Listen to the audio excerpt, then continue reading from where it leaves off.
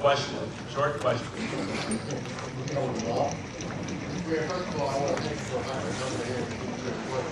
However, I complained about football. I was a footballer. I followed the play from 4.5 years ago. I did some toxic college there in the city of Bridgeport. As a result of that, I ended up getting basically terminated from my job. And I filed a grievance about 2 weeks after that, and that was in 2006. And after we went almost 3.5 years, they were trying to rule this by favor, but they added a clause to the bracket to prove that my abilities were that bad, whereby I neglected it by not getting treated. Well, you can't get treated if you don't have no insurance. Could you please look at the veteran that was denied me as an elected signature, as a community activist for 40 years, and also as a city employee for 23.5 years in the city of Bridgeport? I'm only going to look at it and put your teeth in. I'll put it back in.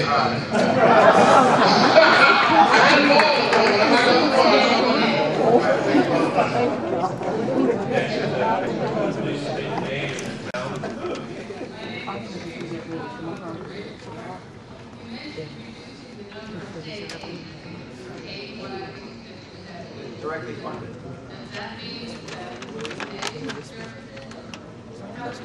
No, I think it really calls for market delivery services. What we're trying to do. The more silos you have, the more added expense will be in the system. And I have to tell you something about that. We don't hold our government very high standards. So if a government's not performing what it's supposed to be doing to create another agency to do its job, that's got to stop. And so this consolidation really, and that's what it is, consolidation, calls for more efficient government. Hopefully to maintain the level of service.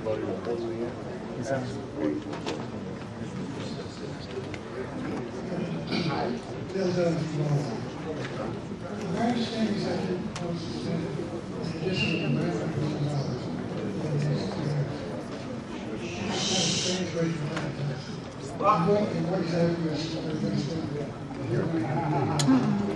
Any additional money, by and large, will be spent on Medicare.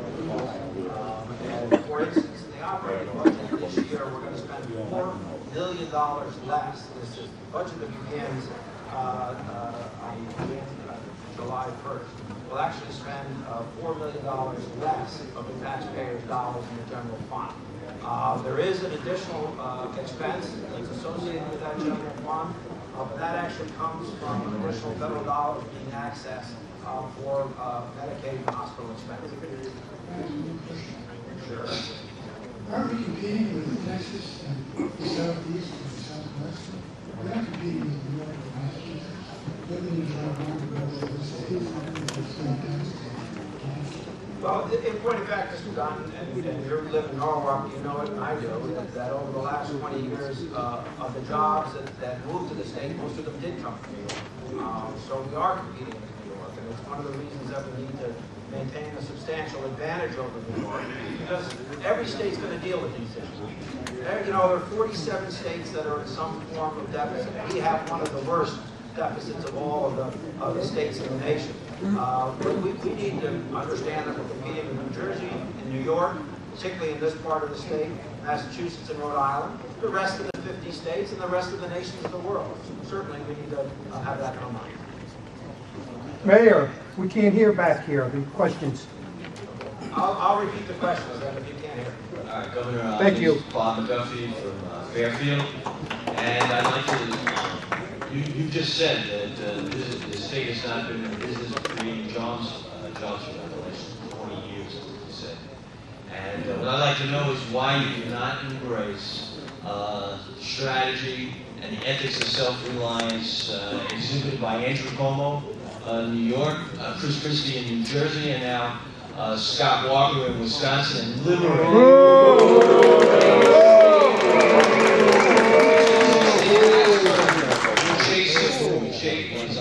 And many hundreds of thousands of us in Connecticut, conservative grassroots. Right, I would like to know why you do not embrace the strategy of liberating us from taxes rather than increasing them.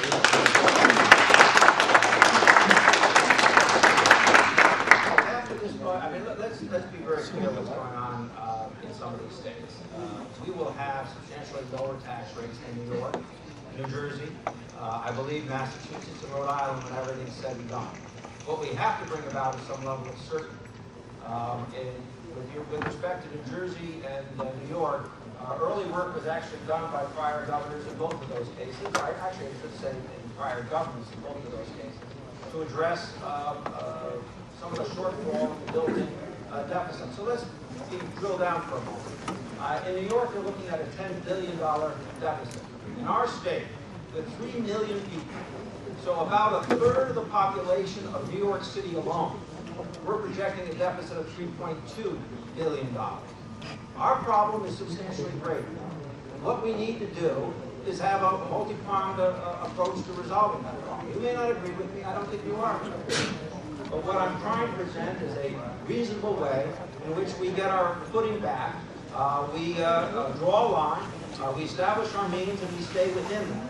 That called for cutting spending by $1.8 billion. That's what our target is. I believe we're going to get there. So the people in the businesses are leaving now, they're only going to be more so after this tax.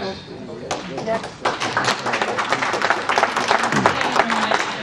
first of all, I want to say thank you for this proposal to take EITC. I think that will really help the citizens of Bridgeport, many people who are qualified. My question is about education. I think you mentioned in your budget address about an overhaul to the college system, and I just would like to hear more about that. And thank you.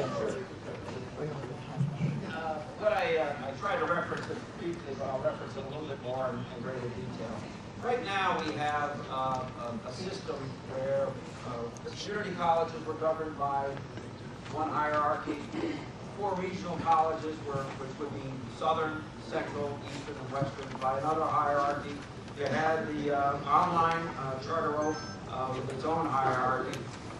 And what we're trying to do is put those 3 together to work together and to save money, to cut down administrative expenses, to direct more of its total budget as a percentage of operating to the classroom. That's what we're trying to do. We have been unsuccessful, I think, in matching other states with reasonable graduation rates in 2- and 4-year periods of time. And part of our program is also to put more emphasis on graduating students in their respective programs on time, on budget, in a more efficient way. Some of this will have to be designed with the legislature. We have sent bills to do it, and some of it will obviously depend on enlightened leadership from a new Board of Regents, which I'm calling for to be created to replace the separate boards that work for the various institutional formatted as they were. Thank you. Good evening, Governor Malloy. Thank you for coming out. My name is Jerry Cunningham from Stratford, Dayton Town. I'm sure you know. I thank you for your eloquence in laying out how you're trying to deal with this mess that we've heard of. However, I think there's an old saying that when you're in a hole, the first thing you stop doing is digging. And how can I, as a citizen, how can any thinking person take your call for spending restraint seriously when you propose a huge, expensive new taxpayer handout program called the Earned Income Tax Credit? That program is not a tax cut. It is taking money from people who pay income taxes and giving it to people who don't. It's a new take you seriously that you're trying to work both ends of the budget deficit. So let me answer that. At about $108 million in total expenditure. It's 1,700 a head. At about $108 million total expenditure. At about $108 million total expenditure. That program is designed to accomplish a number of things, not the least of which is to help those families that are otherwise, quite frankly, need the help. If you're raising a family of 4 in the state of Connecticut, the total income of less or approximately $40,000, and you're looking at substantial tax increases, then we want to be helpful to you. We want to reach out, and that's what it's designed to do. It's the same thing that Richard Nixon said when he proposed it. It's the same thing that Ronald Reagan said when he said it was the best program that he had proposed. And I believe in the state of Connecticut, in given these trying times, an earned income tax credit is the right way to go. We also know, by the way, that all of that, not all, I can't guarantee that somebody doesn't visit a relative somewhere, but we know that the vast, vast majority of that money, higher than any other expenditure that we might reasonably make, will in fact be spent in the state of Connecticut, hopefully helping us to turn our economy around. I understand we disagree about this, sir, so I'm not going to fight with you. But that, you asked for the reasons, those are the reasons. Would you consider sunsetting your tax increases kind of the opposite of sunsetting the Bush tax cuts? So they go out of law, less reactive? You know, that's up to the legislature. They pass. I make a recommendation. They pass. I have to tell you that you know, I've heard that. I've read it on the blogs. People are saying it. We'll see what happens. Sure. Thank you, Governor, for addressing our concerns. Steve Brown from Oxford. You mentioned in your budget address that you did not want to punish success or wealth. Now, when you're asking the average millionaire in the state of Connecticut to pay basically an additional $2,000 in state income taxes, and you're asking middle class and working families in this state to pay several $billion in taxes and service losses, how are we not to feel that middle class families are being punished for our systems?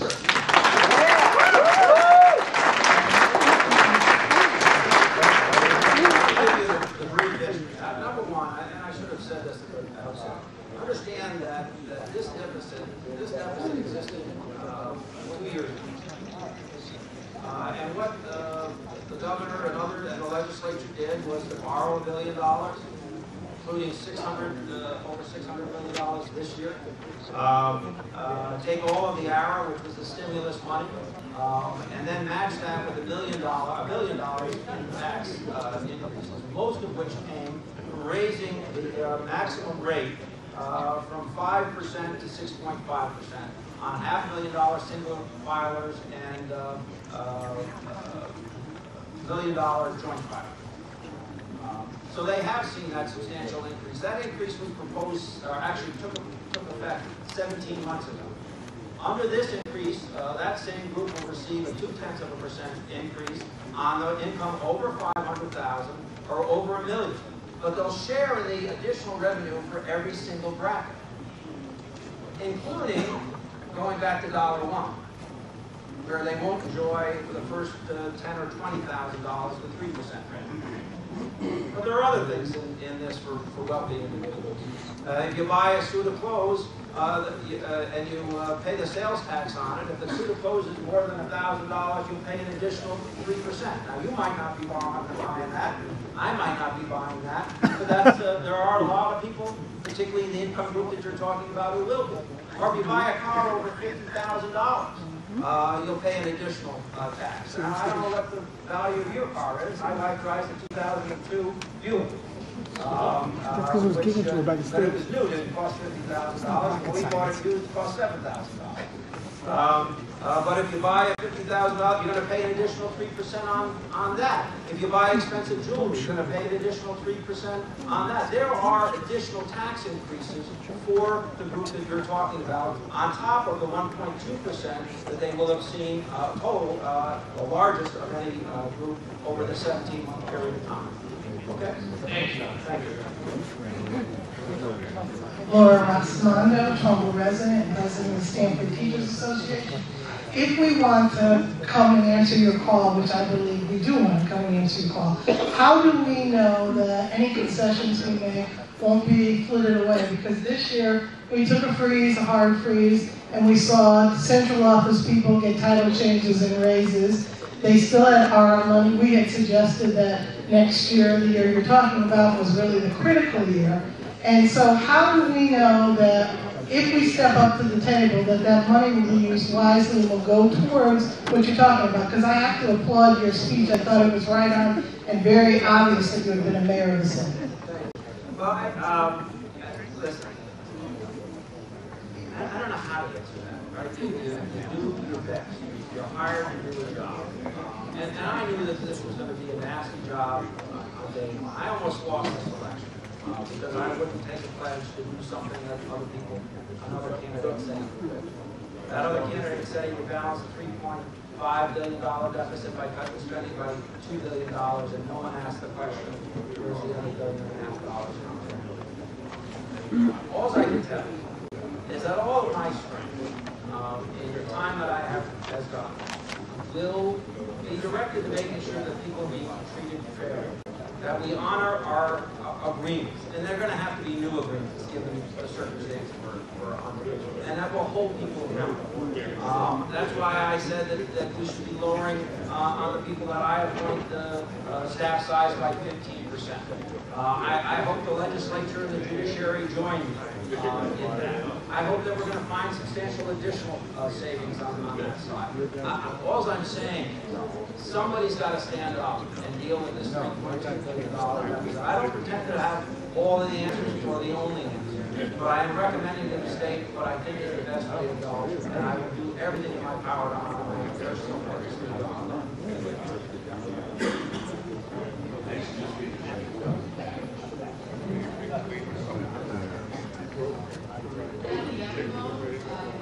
Southwest Community Health Center, Bridgeport.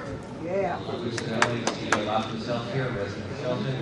I want to commend you, Governor, Lieutenant Governor Lyman, for your past support to the Health Center and Safety Health Providers. We're here as a package to talk about a clarification. There's two cuts, one for $4 million, and one in the Department of Public Health, one for $3.6 million in DEMIS, which are based on information may not be correct. We know it's not correct. So we're going to get additional dollars through LEA. And that information is not correct.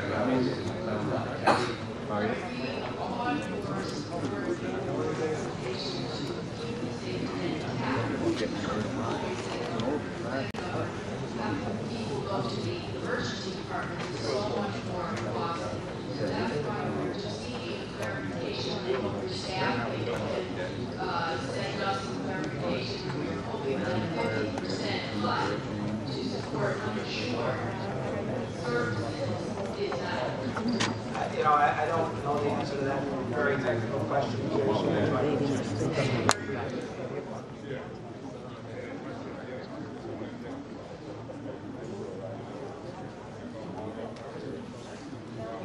Hi, I'm Al. I'm a confused senior citizen on Social Security from Bridgeport. I thank you for coming to Bridgeport. It's probably the first time you've ever been. How much is 72 divided by 10? How much is 72 divided by 10? A simple math question, 6th grade, 72 divided by 10.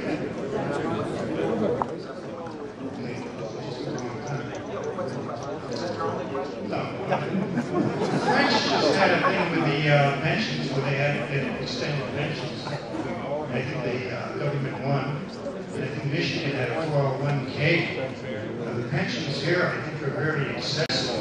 In public radio, the private sector only has 4 pensions, and the public sector has 36. And on television, they said it was 89% versus 30. So there's about a 4-to-1 ratio on pensions. And healthcare benefits from the private sector gets 1/4 less. Are we going to address the questions that the state of Connecticut enriches everything to the employees of the state, local government? Yeah, we're trying to do that. That's what's called for in the budget. That's what I've referenced before. The other thing is, I recently got the expletive deleted, the SHEET got kicked out of me. Somebody smashed my car, and I caught the guys, and then the police came to the scene and they didn't take anything down. I also got robbed, and I also got pistol whipped where I needed 6 stitches. I went back to the office, he said, that's not my job. I went to the police station. He said, see the detectives. Jersey, They didn't do come on, anything. next. I went to the courthouse there on Fulton Hill Street, see the prosecuting attorneys, they didn't do anything. His assistant did something, and now it's going to court. Nobody takes it serious that somebody gets robbed with a pistol because there's no crime against this gentleman. He had a 20 $50,000 thing, and then it went up to $100,000. They didn't show me before. And nobody took me serious that I got robbed. The police don't care. The governor, I called the office. They didn't do anything. The chief governor didn't do anything. Nobody does anything for the citizens of Connecticut. You want to send me some information at the office? I'll look into what you're talking about. I didn't answer your question. What do you call it? I didn't answer the phone.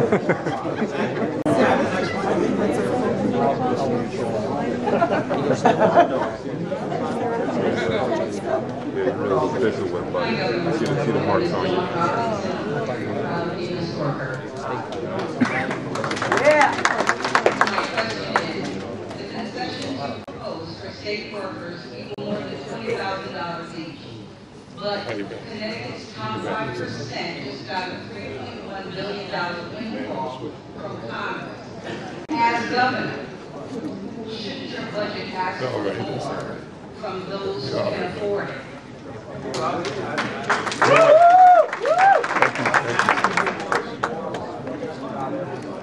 I guess that's part of the problem. Maybe it's of our approach. With respect to the top wage earners, I kind of answered that already.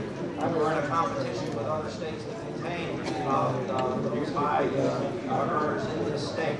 And if you go back 17 months ago, you see an increase overall of about 1%. And in this configuration on the income tax side, they'll receive an additional increase. And in other taxes, they'll taxes that are go to that group of people that don't go to other people. But it's done in such a way that we don't cause, I hope, those individuals to leave our state. Because if we do, we'll be a net loser, and we'll all be in more trouble rather than less.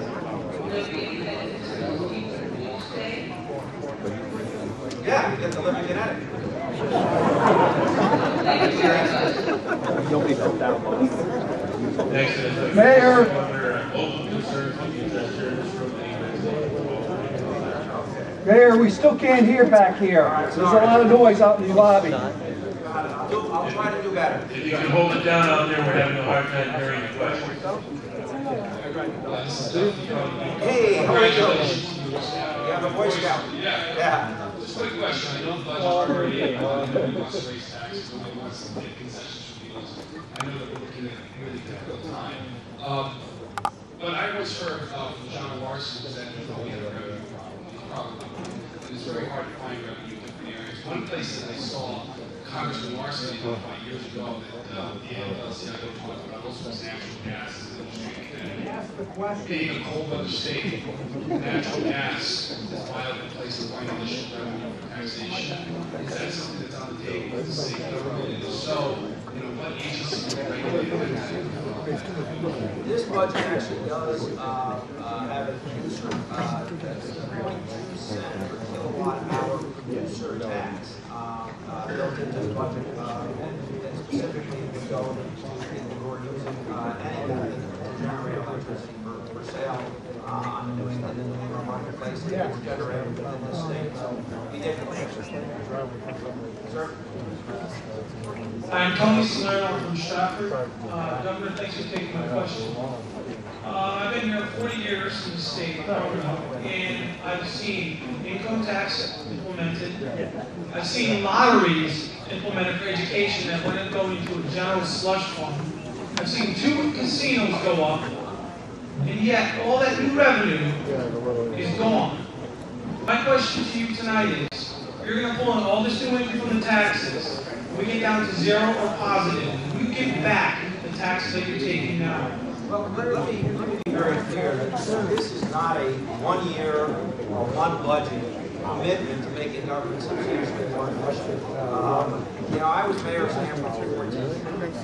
During the time I was mayor, the population went up by about 10%. During that period of time, we created efficiencies on the city side workforce to the extent that the workforce was about 80.4% less than it was the day I became mayor of the city of St. Paul. Crime was lower, more services were being provided, the tax base had increased substantially, and yet we were able to do that. So, you know, I'm not trying to, this is not being governor was never intended to be an aim. It's a calling. I'm trying to answer that call. And to do that, we have to create efficiencies over a long period of time. You know and I know that there are things like inflation, added cost, but there are also things that were really foolish in my opinion. Right, well, yeah, but you know, I wasn't governor.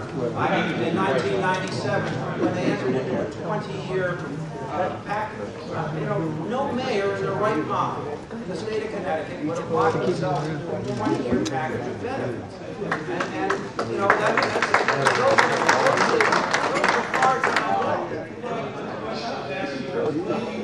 Lower the taxes, you have a substantial amount of revenue back in.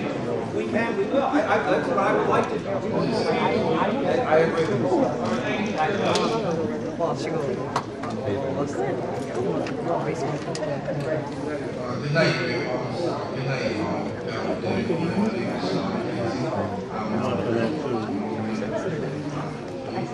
I didn't come up here to attack you tonight, but really ask you to listen to me in the ear of the son and also as a father.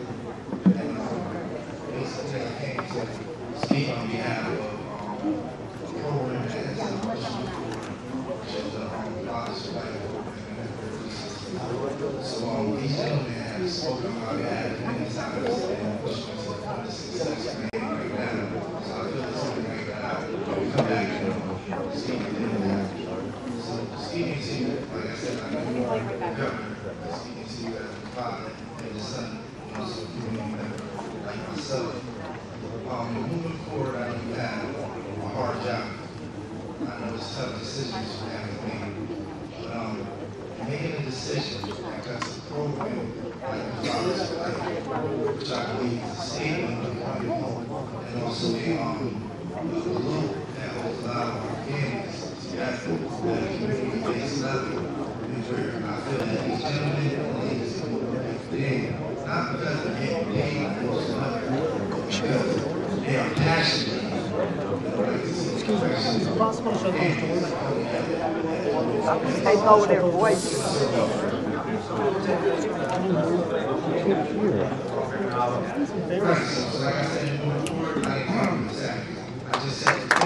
Yeah! Sure! And in my opinion, it's not me as a father. It's not the workers that are really associated. But it's actually the kids whose voices get really heard. And things like this. So take into consideration the children and how it affects them down the road. That's right. Yes,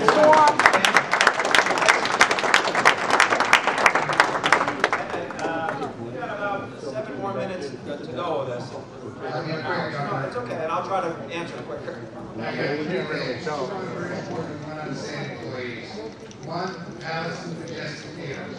Down here in Bridgeport, they should be restored. We can have 1 million people in a year coming in here with revenue for the city of Bridgeport and the state. So I encourage you to look into that. 2, Pleasure Beach, the bridge has been open for 20 years. Bridgeport, our name is Bridge. We should be able to get over.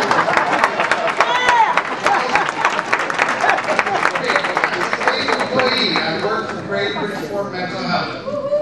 And I would like to encourage you and your staff and whoever's in charge of this to look into our deferred comp program, which whenever it was set up, forbid workers from borrowing against it.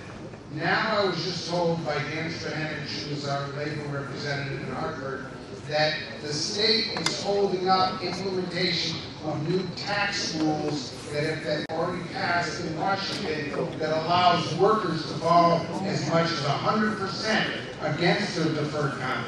And as you know, borrowing these days is not a very easy thing. So I would really encourage your staff to look into it because we could really make a good windfall. I am designating the Lieutenant Governor to look into that tomorrow.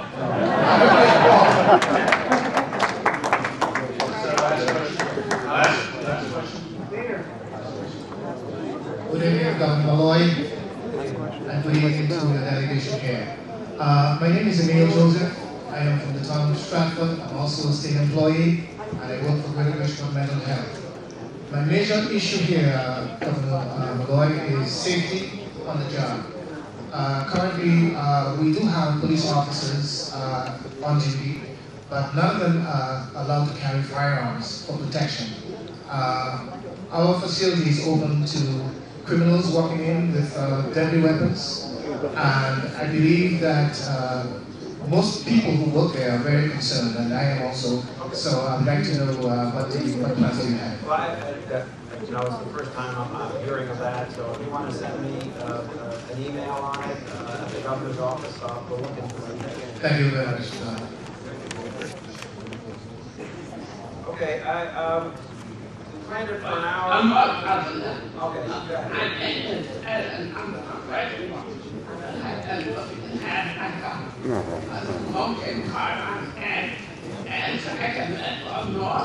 A smoking car on Metro North? Yes. You know, That's what's going on.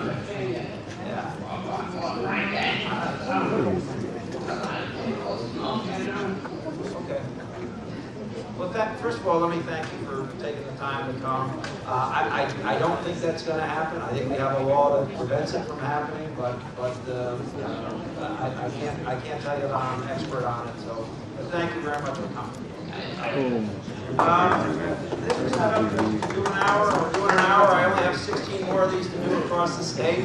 I will be appearing at Chambers of Commerce starting tomorrow morning around the state and other business organizations. And I'm going to try to answer as many of the questions from around the state. I'm sorry I can't get to everybody. But if you want to communicate with our office via email, we'll try to get as much information and answers to the questions as possible. And our call and leave our question with the staff member.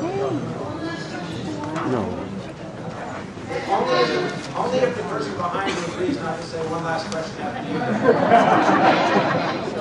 My name is Maureen Perez, and I live in Stratford. And I'm 30 plus employee of state extension. 2 years ago, 1 second, piece of information. 2 years ago, the state employees with possessions of greatly kicked back because the state was in the fiscal crisis that it was.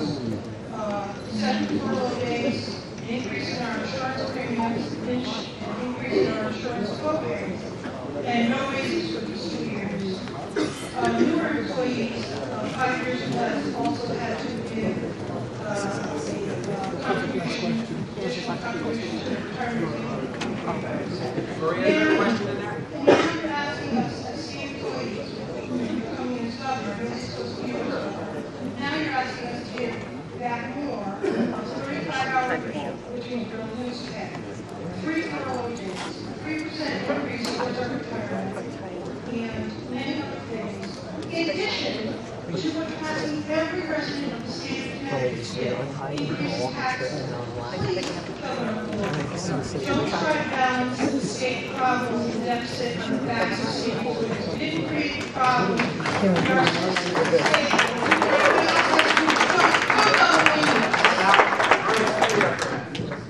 I'm very glad you asked the question, because let's talk about the $750 million in revenue. $300 million of that is permission of the state not to pay for your pension. Your pension is funded, the state not to pay for your pension. And we call that a savings. Who guarantees your pension? The state. So all we were doing was simply not paying the money we owe. That's not a savings. It really isn't. And particularly when you consider that pensions in the state of Connecticut are funded at 52%, the 5th worst in the nation. And the best agreement we could come up with was to defer on the state's part $300 million in payments. That's not a savings, because we've got to pay. We've got to honor those obligations. Whatever those obligations ultimately are, we need to honor them. So I understand what you're saying, but let me examine a step further. Let's say we don't get any concessions. We raise the taxes $2.5 billion, or should we cut another $1 billion out of the safety net? Should not. Wait a minute, you don't have to answer me today. You don't have to answer me today. But I have to answer that kind of question. Because if we take $1 billion out of the safety net, there will be no safety. If we take $1 billion and just lay off employees, what good would that have done? So all I'm saying is I want to sit down and work with them. It's not personal. I don't want to hurt anybody. I was elected governor of a state that has a $3.2 billion deficit. And I'm trying to find the best course to balance that. And I think, honestly, that you're part of the solution. And I don't think that I'm a bad person for asking you to be part of that solution. I'm asking taxpayers, and you're one of them, to do that. I'm asking people who would otherwise get better services that they may not get to do that. I'm asking hospitals to do other things. I'm asking municipalities to do some of the things that they need to do. I've asked teachers not to use the $270 million in ECS funds as a reason to go and seek additional wage increases. And by the way, the teacher from the Stanford school system that was here before, they took a real increase wages.